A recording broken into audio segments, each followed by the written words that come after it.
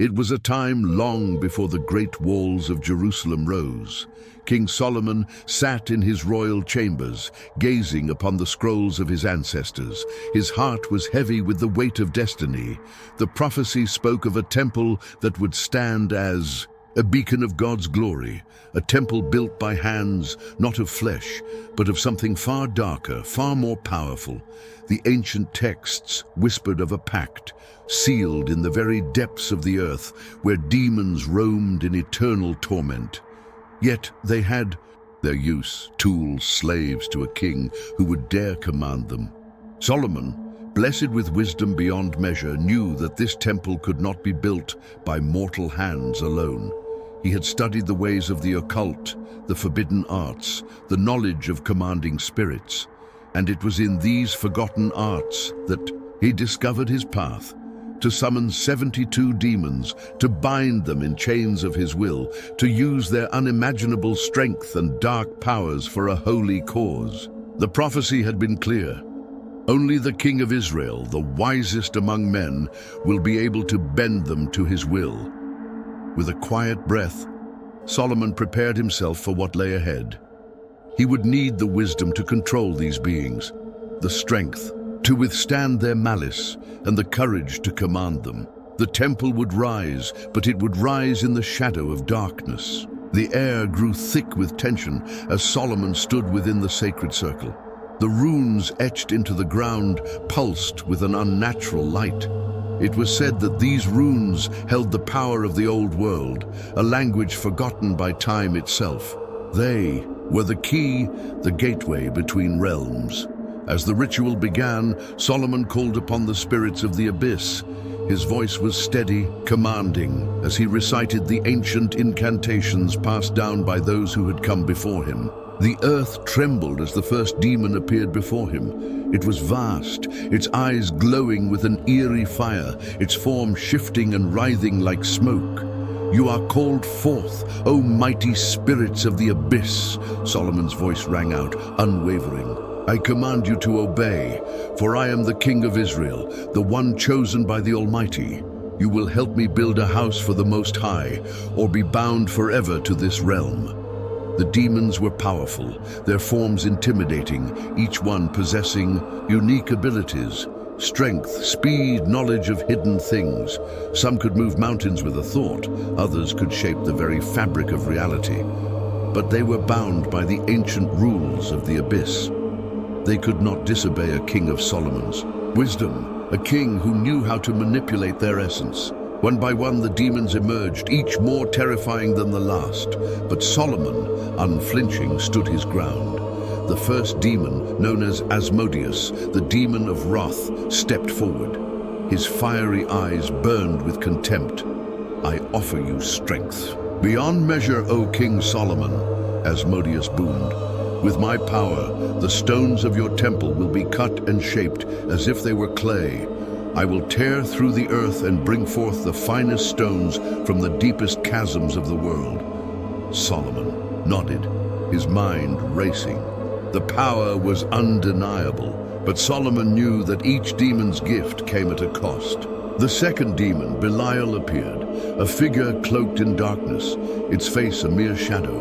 "I offer you the ability to manipulate time itself," Belial's voice echoed, cold and deep. "With my power, the construction of your temple will be swift, and in the blink of an eye, the work will be done." The third demon, Astaroth, known for her wisdom, stepped forward. She was a figure of strange beauty, her eyes filled with ancient knowledge.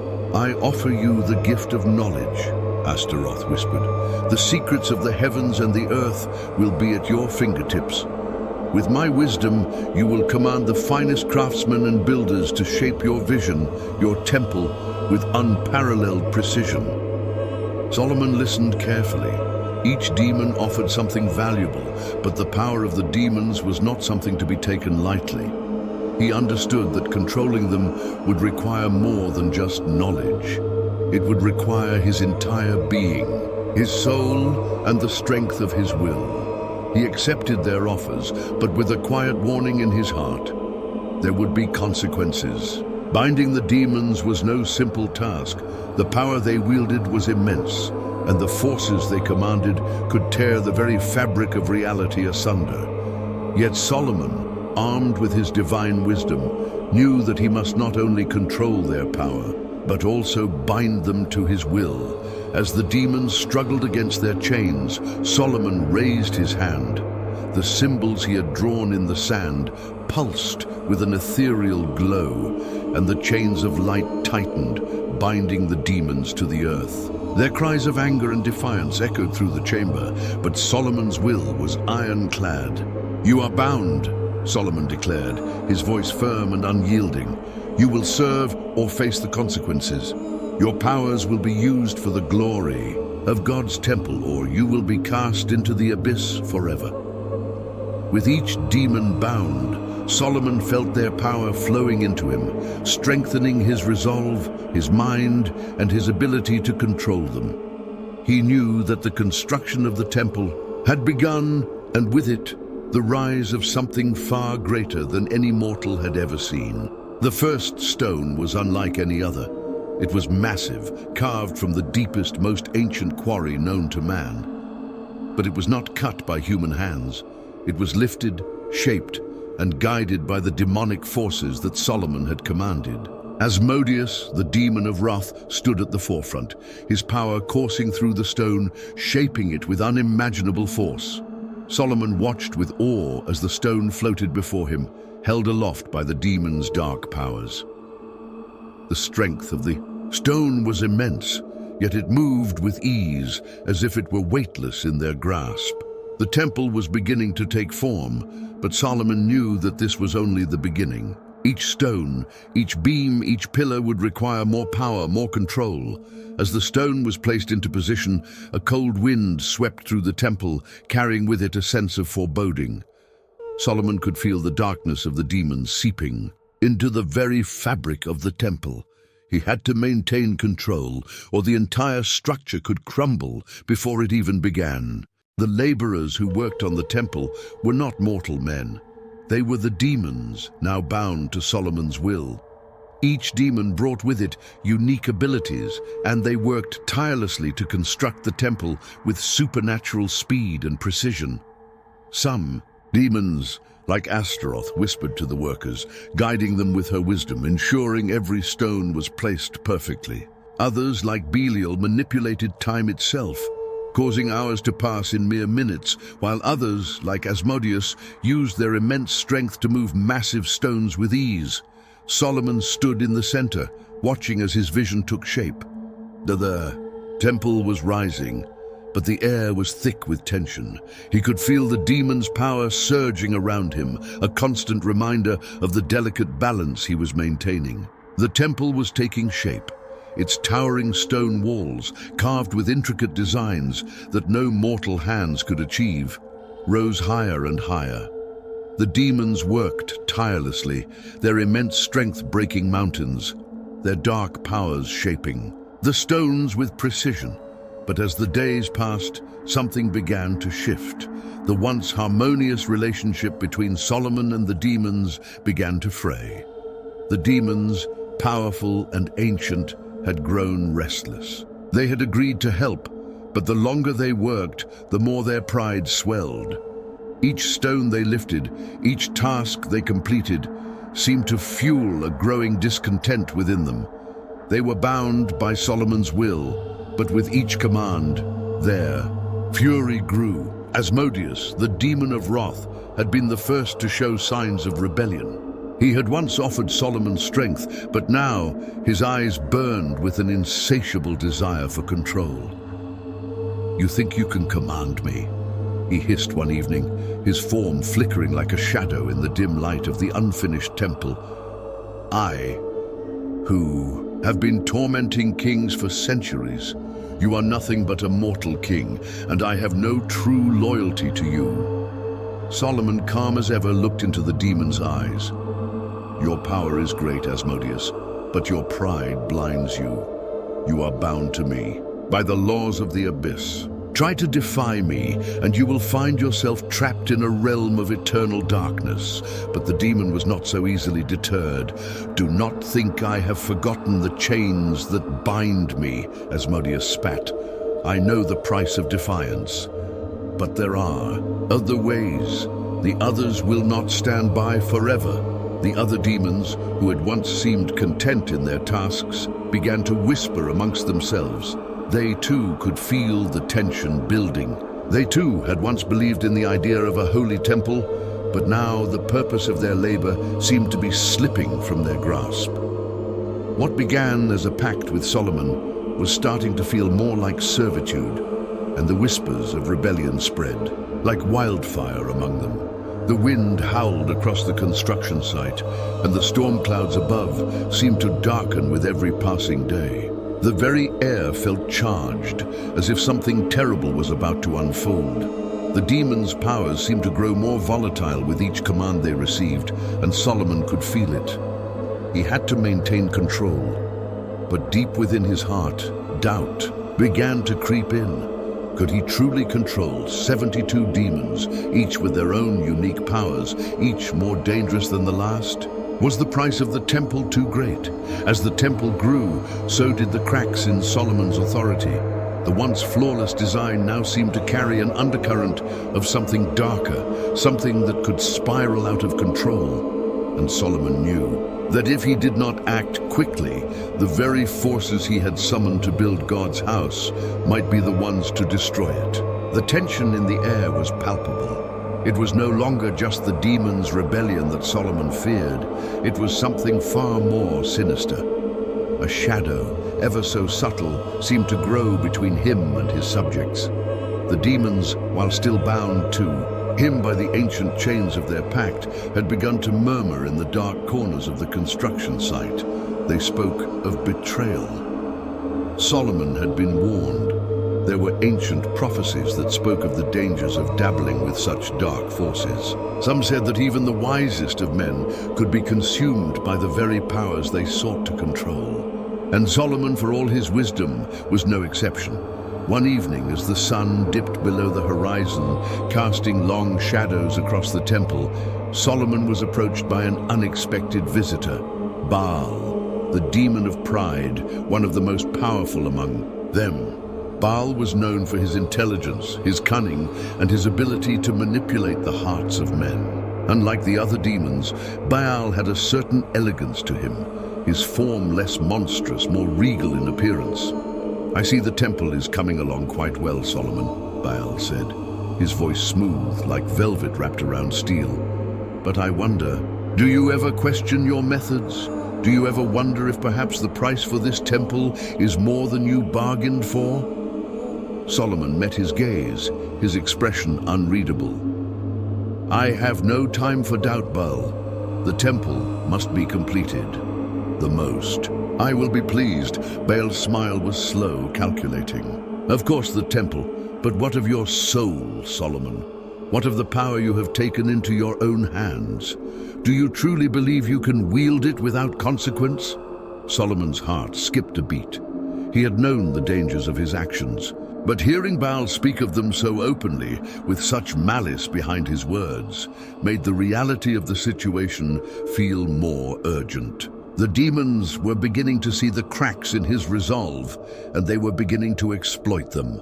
"The power you command may grant you dominion over this world," Baal continued, "but the cost may be higher than you can imagine.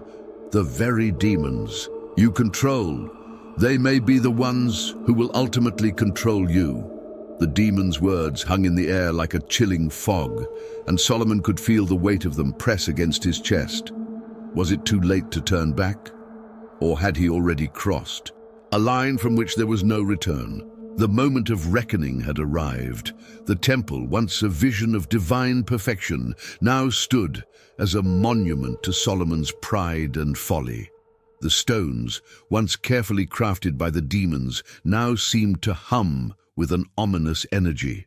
The dark forces that had aided in its creation were no longer content to remain in the shadows. They had tasted power, and they craved more. The first sign of their betrayal came with a roar that shook the earth. Asmodeus, the demon of wrath, broke free from Solomon's control. His form grew massive, his eyes burning with fury as he turned, his power against the king who had bound him. "You cannot control me any longer, Solomon," Asmodeus bellowed. "The chains that bind me are of your making, but they are weak. I will tear them apart." And with that, the first battle began. The demons, once bound by Solomon's will, now sought to overthrow him. Their powers, which had once served the construction of the temple, were now turned against it. The sky darkened, and the very earth trembled beneath Solomon's feet as the ground cracked open. Solomon, caught in the maelstrom of his own making, stood resolute. He had commanded them once. He would command them again. But this time, the stakes were higher. The demons had tasted freedom, and they would not go quietly. Solomon stood, battered but unbroken. The temple, his great work, was now in ruins, the product of his ambition and his folly. But the battle was not yet lost.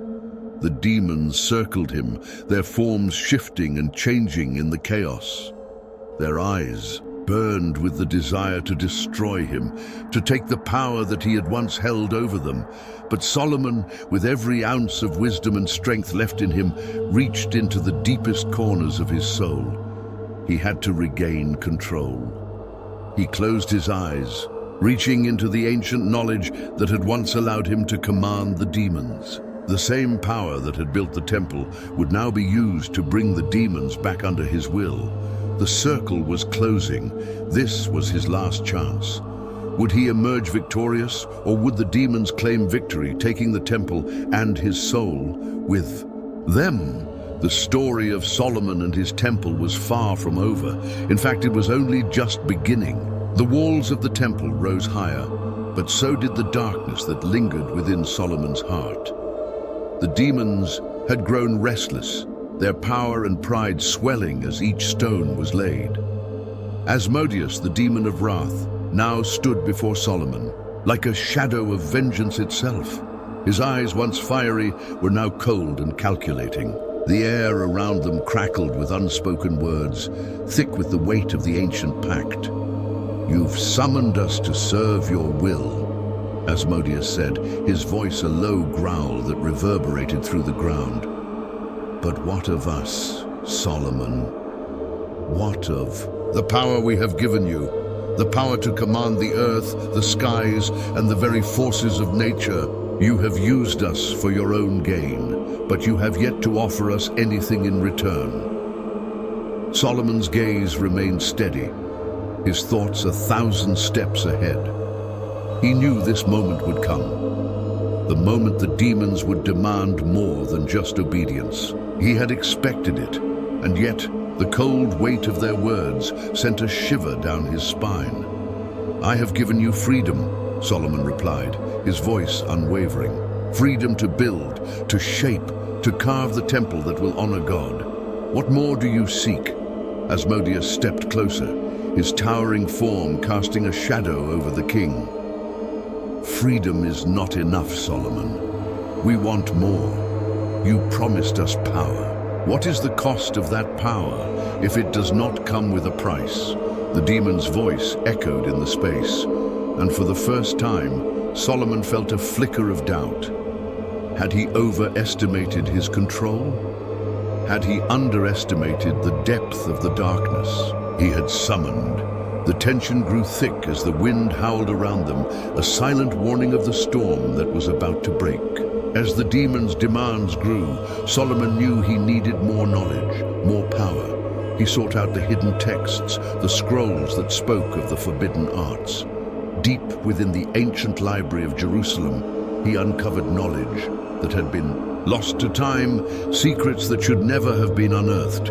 These were the secrets of the abyss, the origins of the 72 demons. Each demon, Solomon discovered, had once been a ruler of a realm in the underworld, their powers tied to ancient forces older than the earth itself. Their abilities were not mere tricks of strength, but manipulations of reality itself. They could warp the laws of nature, summon storms, control minds, and even manipulate time. The knowledge Solomon uncovered revealed a disturbing truth. These demons were not just tools to be commanded. They were bound by ancient pacts. Their powers governed by rules far beyond human comprehension. If Solomon was to continue commanding them, he would need to understand these laws, and perhaps more terrifyingly, find a way to manipulate them in his favor. But the deeper he delved into these forbidden texts, the more he felt the pull of the darkness. The words seemed to whisper to him, to call him to embrace the power that lay beyond. The more he understood, the more he realized that the line between controlling the demons and being consumed by them was perilously thin. Solomon could no longer ignore the weight of his choices. Each step forward took him deeper into the abyss, and there was no turning back. Belial, the demon of corruption, was the one demon Solomon had feared the most. It was said that Belial had once been a fallen angel, cast down from heaven for his rebellion against God. His power was unmatched, his influence over the minds of mortals and demons alike unparalleled. Unlike the others, Belial did not require chains to bind him. His will alone was enough to turn the hearts of men. And now Belial had begun to stir. It started with whispers. At night, when the workers slept and the demons continued their labor, Solomon would hear the softest voice, barely more than a murmur on the wind. At first, he dismissed it as his own imagination, but soon the whispers grew louder, and they were no longer just whispers, they were commands. "You will not control us forever, Solomon." Belial's voice would echo in his mind, a voice both seductive and terrifying. "You seek to build a temple to a God who has abandoned you. You are nothing but a puppet, and I am your true master." The very foundations of the temple seemed to tremble as Belial's influence began to grow.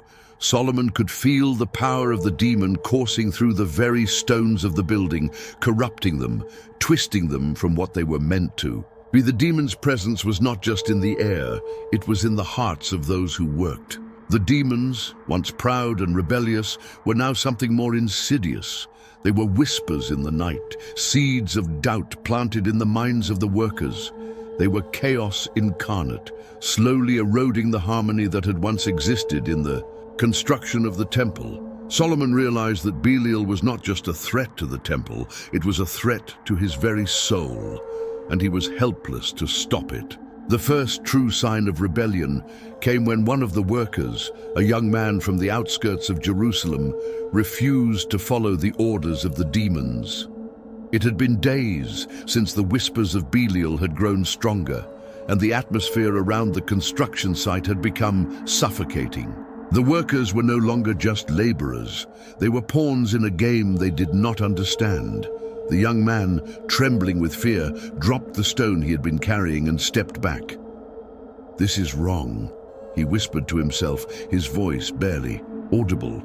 "This is no longer a house of God. This is a house of darkness." The demons, watching from the shadows, were quick to react. They moved with terrifying speed, their eyes glowing with malice. The young man's body froze, as if caught in an invisible grip. His breath became shallow, and his heart pounded in his chest. "You dare question the will of the king?"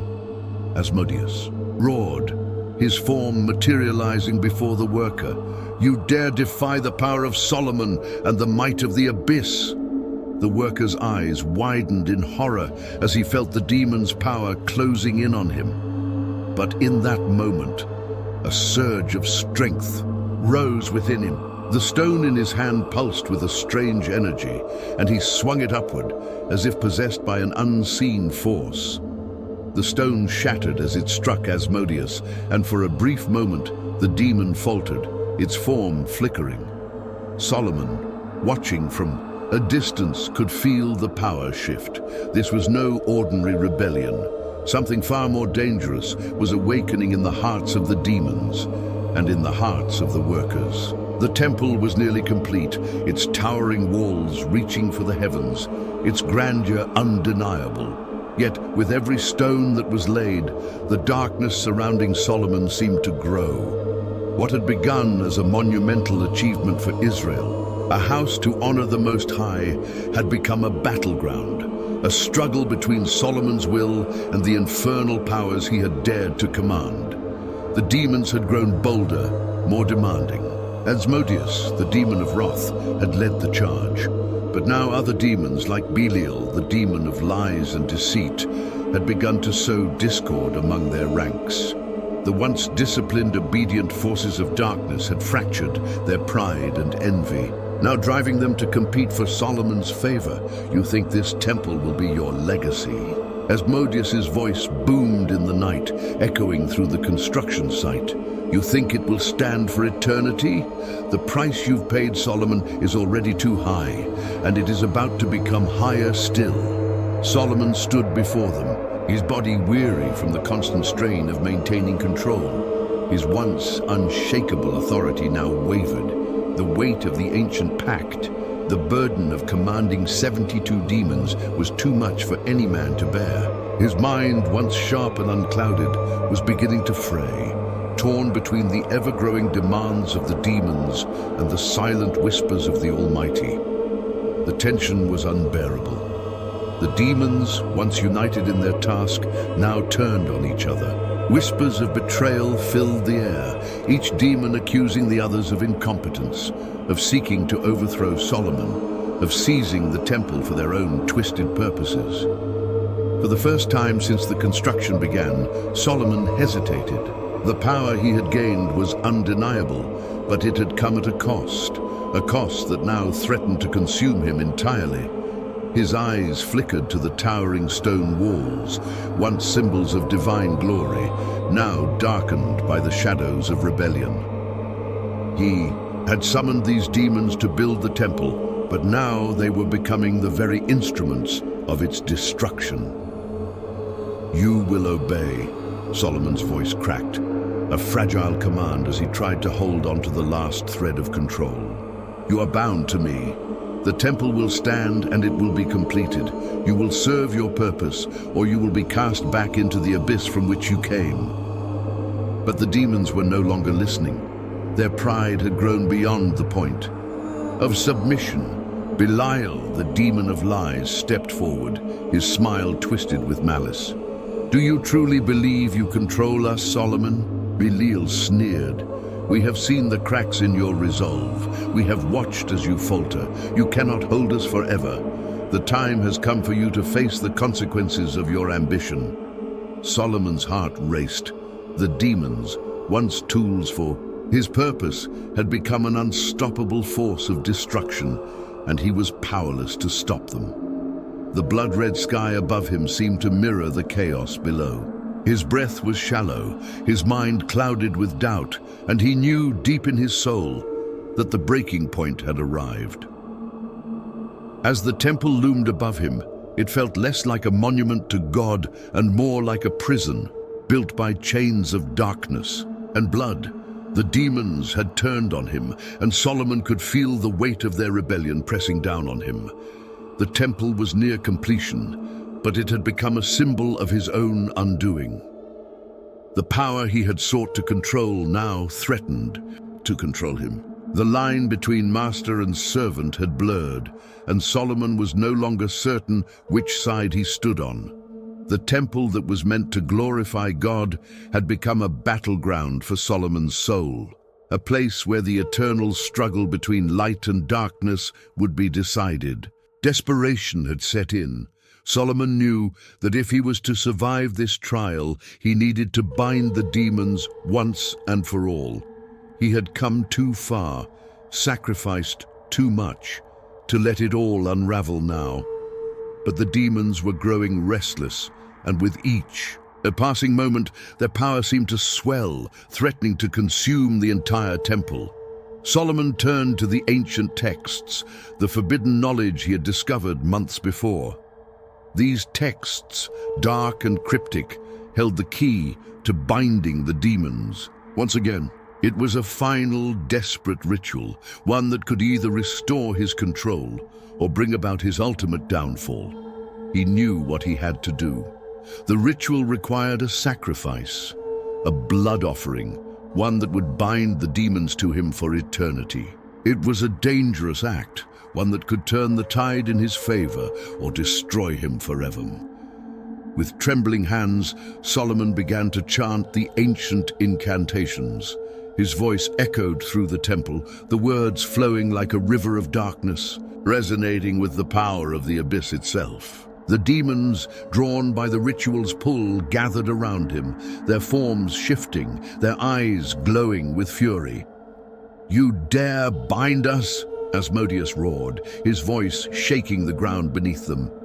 "You think you can control us forever?" Solomon did not answer. His focus was solely on the ritual. The runes around him glowed brighter, the air thick with the weight of the spell. The demons' power began to wane, their forms flickering in and out of existence as they struggled against the binding force. The ritual was nearing its peak. Solomon's heart raced as he poured every ounce of his remaining strength into the incantation.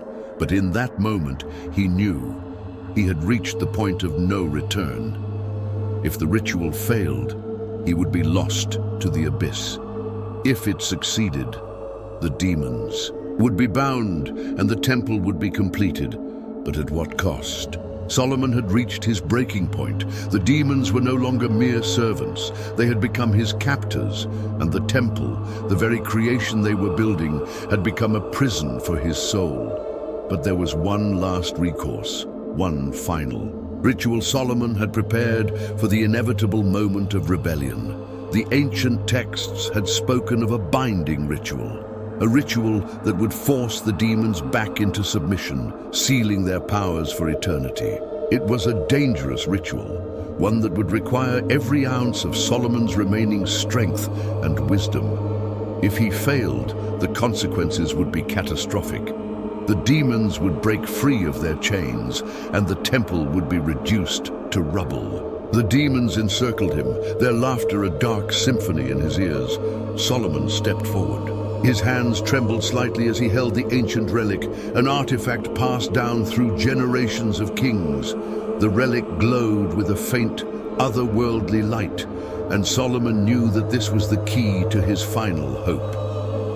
"I bind you, demons of the abyss," Solomon declared, his voice steady despite the fear rising in his chest.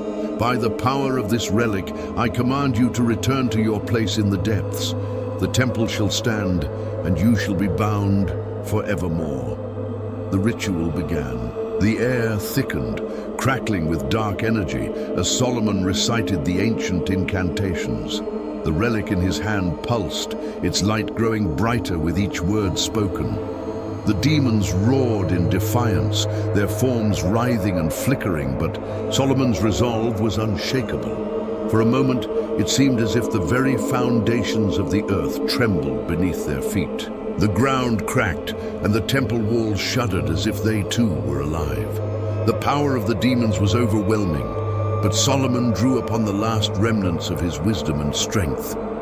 "I command you," he repeated, his voice rising. "You are bound to me by the laws of the abyss. You will return to the depths from which you came, or you will cease to exist in this world."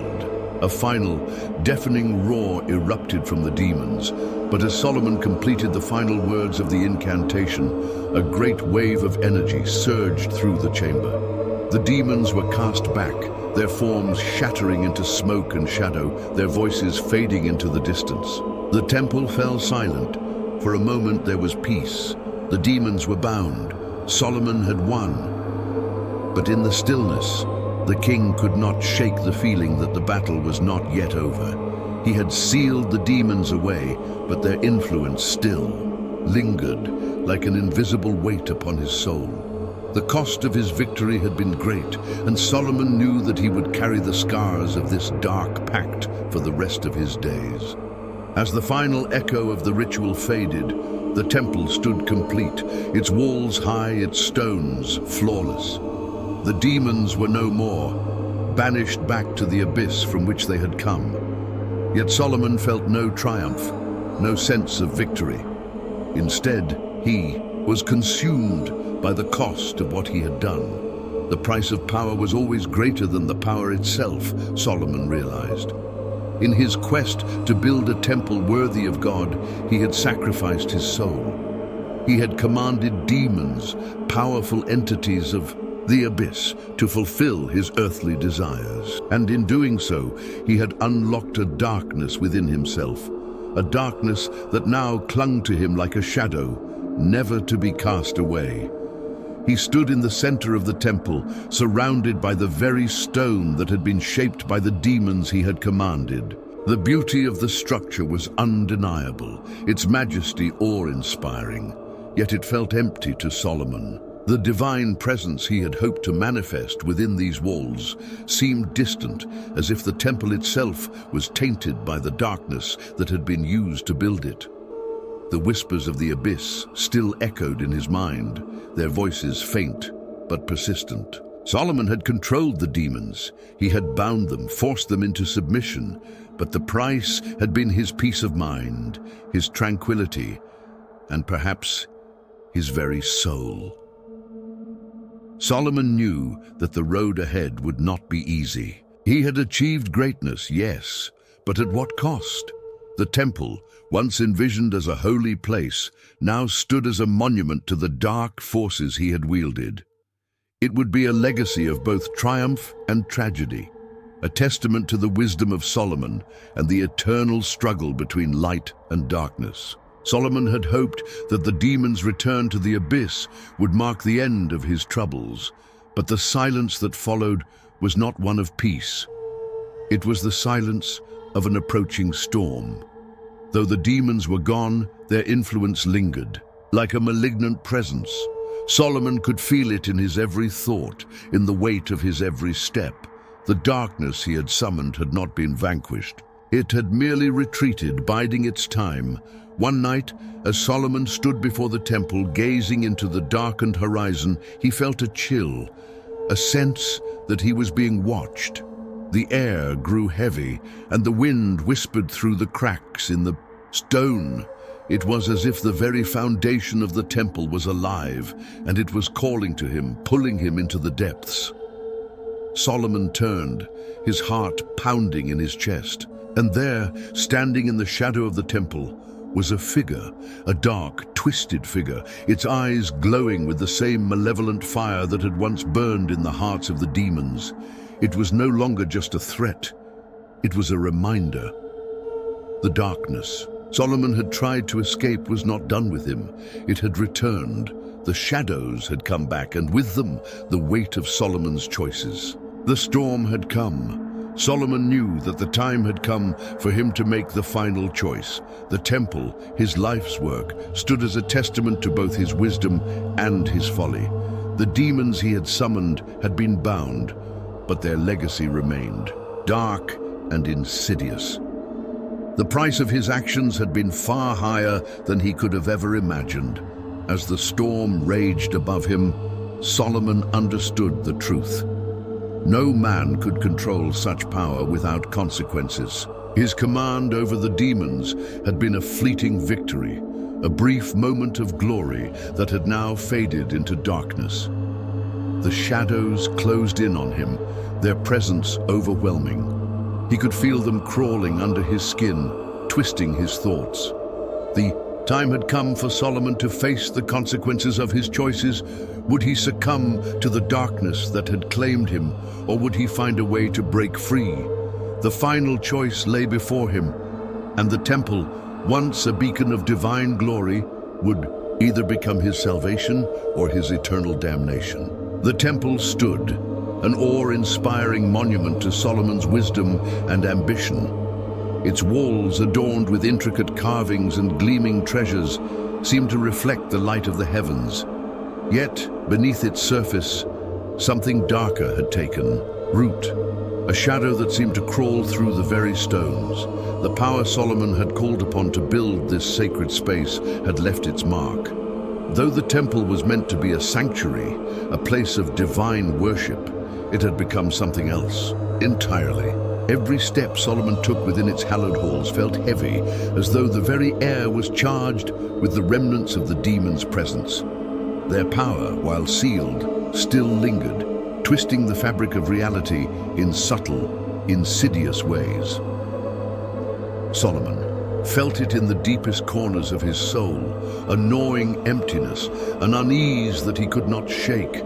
The demons may have been bound, but the darkness they had brought with them had seeped into every stone, every corner of the temple. It was as if the very essence of their power had left a stain, an unholy mark on the temple that would never be erased. As days passed, the temple became more than just a physical structure. It became a battleground for Solomon's mind. The whispers, the faint echoes of the demons' voices began to haunt him. In the silence of the temple, when he was alone, in the quiet chambers he could hear them, murmurs, like a distant storm brewing. The whispers came in fragments, promises of power, reminders of the pact, and the haunting question, "What is the price of your ambition, Solomon?" It was then that Solomon realized the true cost of what he had done. The demons, though sealed, had not been erased. Their presence had imprinted on the temple and on him. The darkness he had unleashed was not just confined to the stone walls, it had taken root within him, inside his very soul. Every night, Solomon would close his eyes only to be greeted by visions of the demons, their faces twisted in contempt, their eyes burning with fury. They no longer sought to defy him directly, but their influence crept through his dreams, distorting his thoughts and actions. The once steadfast king, the wisest man in all the world, now found himself wrestling with an invisible force, something beyond his understanding. He had gained everything he had ever desired, wealth, power, wisdom, but at what cost? In the royal court, Solomon appeared as he always had, commanding, confident, and wise. Yet those who observed him closely began to notice a change. His once piercing gaze had grown distant, his mind preoccupied with matters that no longer seemed of this world. He would often stare into the distance, as if seeing something others could not. His advisors, once loyal and attentive, began to grow concerned. The king, once a beacon of clarity and purpose, now seemed lost in thought, his decisions clouded by an unseen weight. The nobles whispered amongst themselves, questioning the king's state of mind. Some said he had been touched by the divine, others that he had fallen victim to the very demons he had once commanded. But Solomon knew the truth. He was not just burdened by the weight of his decisions, he was being manipulated. The demon's influence, though unseen, had woven itself into the fabric of his rule. The decisions he made, once guided by wisdom and divine inspiration, were now clouded by the lingering power of the abyss. As the days passed, Solomon became aware of an invisible hand guiding his thoughts, steering his actions. It was the demons, their essence lingering within him, pushing him toward darker choices.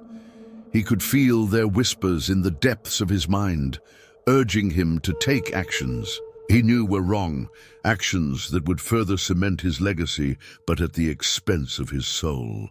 The battle for Solomon's soul had reached its climax. The demons, though bound, had not been silenced. Their influence had shattered his once unshakable resolve. Solomon, standing before the altar of the temple, now faced a choice more dire than any he had made before. The altar, meant to honor the Almighty, had become a place of torment, a place where Solomon confronted the darkness within him. The power he had once wielded so easily now seemed like a curse, a constant reminder of the price he had paid. His thoughts were no longer his own. He could feel the demon's whispers echoing in his mind, urging him to use the temple for his own gain, to wield its power and control the very world he had ruled. For the first time in his life, Solomon felt truly lost. He had sought to build a temple for God, a sanctuary of peace and worship, but now it had become a monument to his own downfall. The very place that was meant to bring glory to God had become the seat of his own internal war. In this moment of vulnerability, Solomon cried out to the heavens, his voice broken and desperate. "I have built this temple, Lord, but it has become a prison. Deliver me from this darkness." The heavens answered Solomon's cry. A light, radiant and pure, descended from the heavens, filling the temple with an overwhelming sense of peace. In that moment, Solomon knew that his salvation lay not in power or wisdom, but in surrender. The demons, though powerful, were nothing in the presence of the divine. They shrank back, their influence receding as the light filled every corner of the temple. Solomon, broken and humbled, fell to his knees, the weight of his actions heavy upon him. The final choice was his, to give in to the darkness and remain bound to the power he had sought, or to surrender to the divine will and seek redemption. With tears in his eyes, Solomon chose to surrender. The demons were cast out, their power broken, their whispers silenced. The temple, once a symbol of pride and ambition, became what it was always meant to be, a place of true worship, a sanctuary. For the divine, Solomon, though scarred by his choices, had found his way back to the light. Solomon's journey had come full circle. The temple, now purified, stood as a testament not to his own greatness, but to the mercy and grace of the Almighty. His rule would be remembered not for the power he had once commanded, but for the wisdom he had gained in the face of his own downfall. As Solomon walked away from the temple, he knew that his legacy would live on, but not in the walls of stone and gold he had built. His true legacy would be found in the lessons he had learned, that the pursuit of power, when unchecked, could lead to destruction, that humility, not pride, was the key to true wisdom.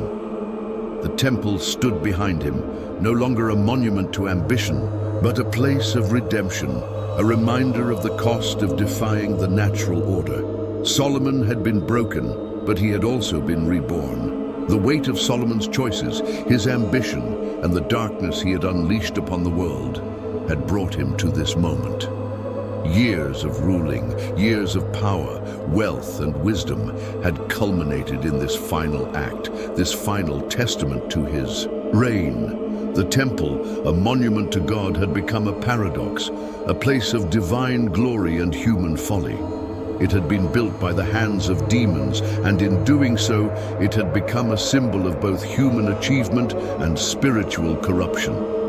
Solomon stood alone in the holy chamber of the temple, the grand structure echoing with the memories of all that had transpired. The demons were bound, but their presence lingered like a shadow that could never fully be cast away. The whispers in his mind had become unbearable, haunting him with questions of whether the temple would ever truly serve God, or if it was, now forever tainted by the darkness of the pact he had made. His fingers gently brushed the ancient scroll he held, a record of his life, his reign, and the demons he had commanded to build the temple. It was a testament not just to his wisdom and strength, but also to his fallibility, his pride, and his struggle with the consequences of his actions. He had written it himself, the final chapter in a life that had once seemed invincible. The scroll was not just a history, but a confession. Solomon knew that his actions, no matter how noble they may have seemed at the time, had led him to this point of reckoning. The power he had so freely sought had come with a price that had not only affected him, but had rippled through the very fabric of Israel itself.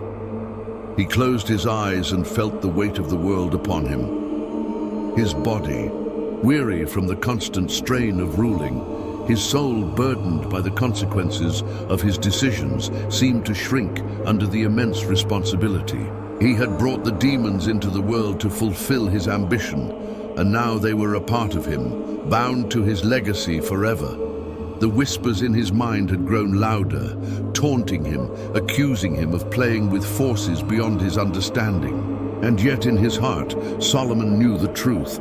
The demons had not only shaped the temple, they had shaped him. He had been both the creator and the created, the master and the servant. His hands trembled as he unfurled the scroll, the ink on the parchment stained with the years of his life. The words he had written seemed to come alive before him, the consequences of his choices laid bare in ink. And as he read the final words of his testament, a profound understanding settled over him. This temple, this monument, would forever stand as a testament to his wisdom and folly.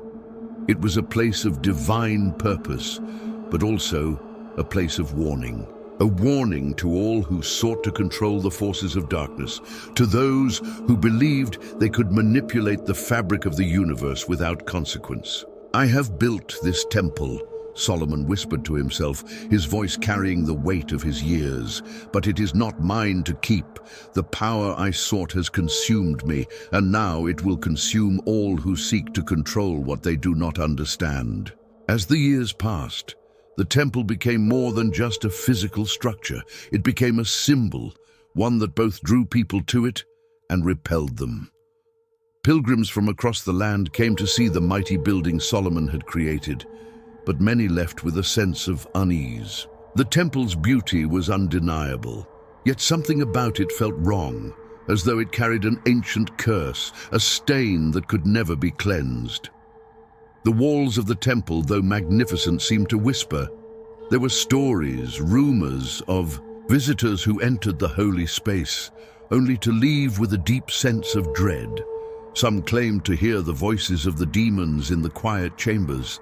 Others said they saw shadows moving in the corners of the rooms, shapes that did not belong, and those who dared to enter the deepest chambers of the temple would often come back changed, lost in their minds, eyes empty, as though they had witnessed something that shattered their understanding of the world. The demons, though bound, had left their mark, and the temple had become their eternal prison.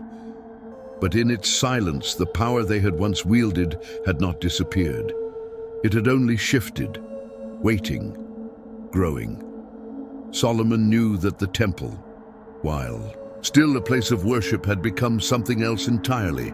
A place of power, yes, but also a place of danger. It was a monument to his pride, to his hubris, and now to the curses he had unleashed upon the world.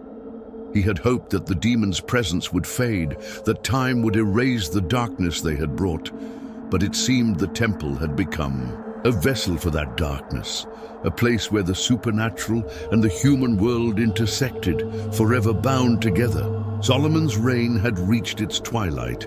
His wisdom had carried him far, but the burden of his past had become too heavy to bear.